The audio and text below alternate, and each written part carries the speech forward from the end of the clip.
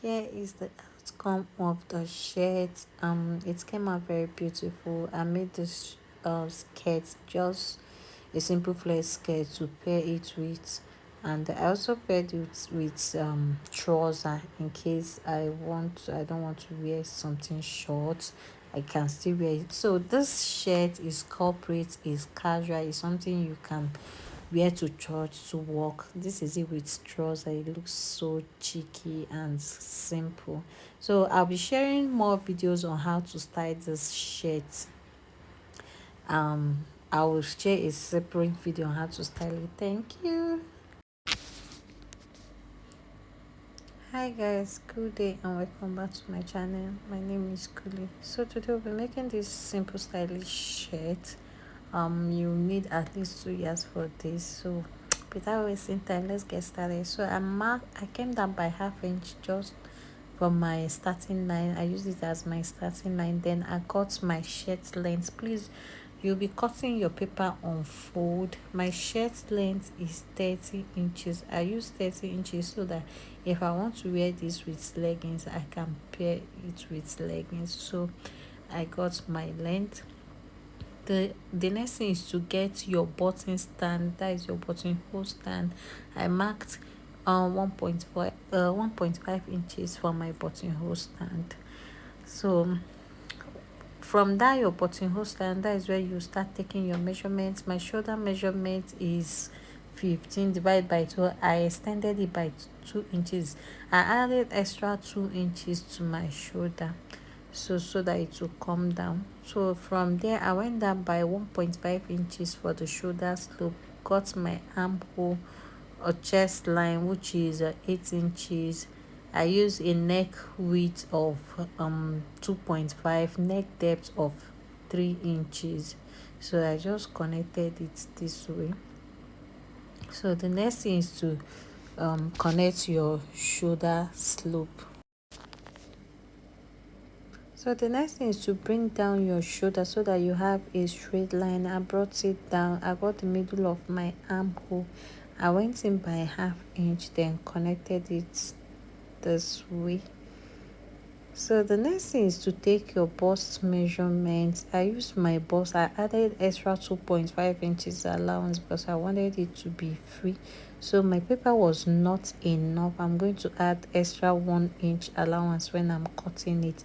So this is it. I'll cut the armhole, that is the back armhole, cut the shoulder slope, cut the back neckline, then slit it open. Please don't cut it, slit it open so that you can separate it. Slit it open, then fold in your zipper, your button stand.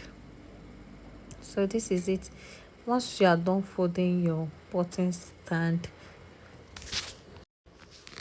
so you fold it. Remember that you separated the paper. So by the side I went up by 1.5 inches just to get some curve, just to add a curve to the down part.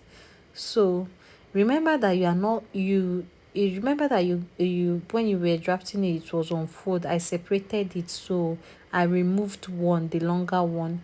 So I'm just going to fold in that place, then cut my back. Use this one and cut my back. Remember that the paper was on fold. You are going to slit it. Don't cut the two. I did not cut the two, so I separated them. If you look at the thumbnail, one is short, one is longer, so I separated the paper. Still going to get it. Remember that I said that my pattern paper was not enough for the allowance, so I added the remaining 1 inch allowance on the fabric. You just need maybe 2 yards of fabric for this. So once you have it like this, you are going to cut it.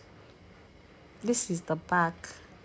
Remember to fold in the button stand when you are cutting the back, because the back doesn't have any button, it doesn't have zipper. So just fold in your button allowance.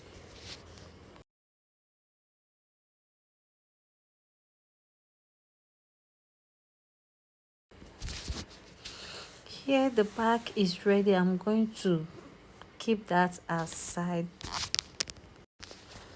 The next thing to do is to cut the front neckline.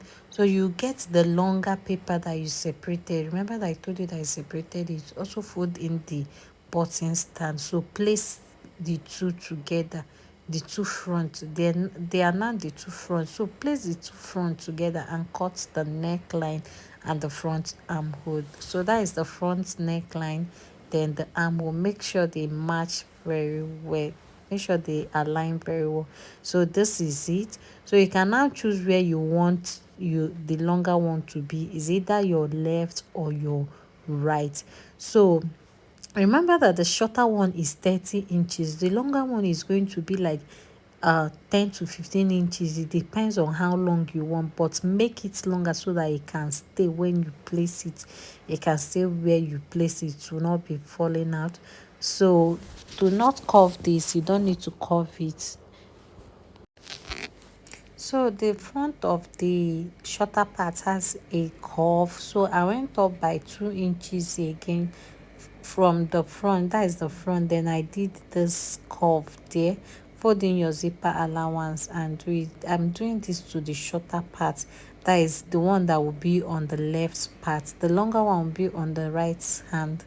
Then the shorter one will be on the left. So I curved the front to the shorter one. I curved the front. So you just curve yours a bit, or you can just leave it the way it is. So I'm going to place it on the fabric. Remember that you are not cutting on fold. You are going to cut them separately. So I've gone ahead to cut the two front piece. One is long and one is short.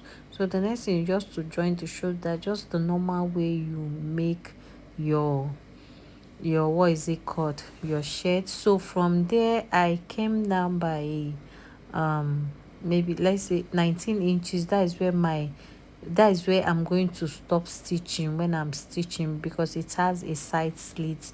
They both have side slits. So when you're stitching, just stitch to where you want it to stop. So I will do it on both sides so that we'll have an equal slit line. That is what I'm just trying to do. Then you cut any sleeve that you want. So I measured my armhole to cut my sleeve. You just cut any sleeve that you feel like. So here I'm going to remember that I extended the shoulder by 2 inches. So consider that 2 inches. So instead of minusing 2 inches, I went off by 1.5 inches, then got my sleeve length, which is 22 inches, because I'm going to add 3 inches cuff, making everything total of 25 inches. So I went down there by four, then I did this curve, just your normal basic sleeve, just normal shirt sleeve. I got my armhole. So I'm just trying to manage this paper. I got my armhole. Please, it's just a normal shirt basic sleeve. I was not detailed in this sleeve, so please bear with me. But yeah, consider the 2 inches you added to your shoulder when you are cutting your sleeve.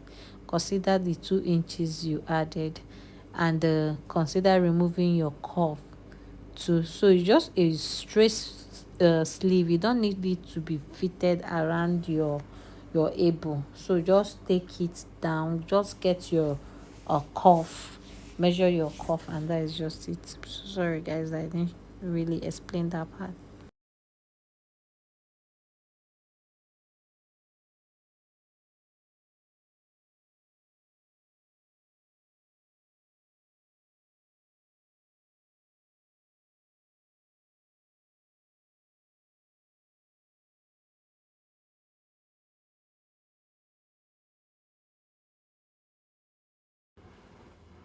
So the next thing is to cut the cuff that we are going to add. Remember I said that I minus 3 inches for it. So that is, I'll just cut 3 inches. Just measure around your wrist, whatever you have. Then you add your sewing allowance of 1 inch or half inch. That is just it. So here I was done joining it. I've even like attached the sleeve because I was running late. I wanted to wear it out. So this is it. I've gone ahead. Due to my the color of my shirt, you may not be everything that I'm sure you may not really show because of how it's reflecting. So the next thing now is to cut the collar, measure around your neck. Then remember that you are cutting on fold. You are going to cut on fold. Mine was 18 inches. 18 divided by 2, whatever you have, you put it, then half inch for the joining. So then you get the you do whatever you have. I think it was 9.5. That 9.5, you also get the middle of 9.5, then you extend that line. From that line, from that 9.5 line, you go up by half inch, connect to the middle, connect to that midpoint line. Then there you can now determine your, I'm cutting the collar stand, can now determine the length. So I use 1.5 inches for this. So the collar stand is 1.5 inches. You just connect it like that. So for the collar for now, from that, the collar stand is always 1 inch short longer than the collar stand. So from that point you go up by sorry, you go in by 1 inch. So I went in by 1 inch. Now I'm drafting the collar stand for the collar stand is ready. Then I went up by 3 inches. This is the wideness I want for my collar stand. I went in by 1 inch, then connected it slantly. It's a slant, you connect it with, as you can see, it's coming out already. Sorry if this is not detailed. I have a tutorial on how to make shirts. Like, I think I have a detailed uh, video on a collar or shirt. Please watch the video. So this is it, just connect it slantly, and that is it for the collar. So this is the fore and the stand. I'm going to separate them.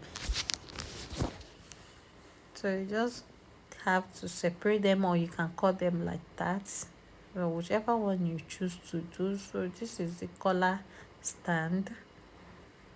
Just curve that part a little,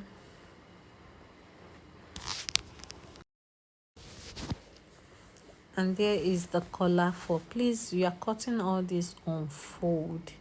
You are cutting it, and you are going to need 2 pieces for the collar for and 2 pieces for the collar stand. While I was cutting this on the fabric, I didn't add any allowance again. You are meant to use your collar stay so that it will be firm, but I don't have a collar stay at home. I use a paper stay. I doubled it. So this is the collar for. You iron your collar stay, the light one, please, not the stiff one or the whatever.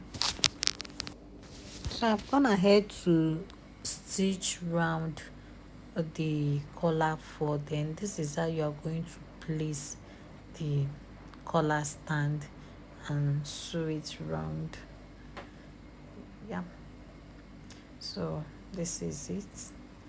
Remember that is the curved part that you are going to close.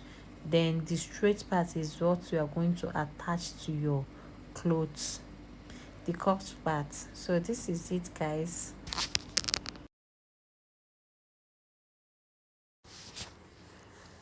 So here I was done joining the collar. The next thing to do now is to join a strap where you'll be passing the longer one. So it's on the shorter part, that the shorter side, just by the side, or you can go out by 1 inch. Then join something like a strap. It should be 1 inch wide so that it will hold it tightly. Just something like a belt holder, then you just stitch on top of it, and that is where you are going to be styling the longer one. So that is just it, guys. Thanks for watching. Please make sure to engage.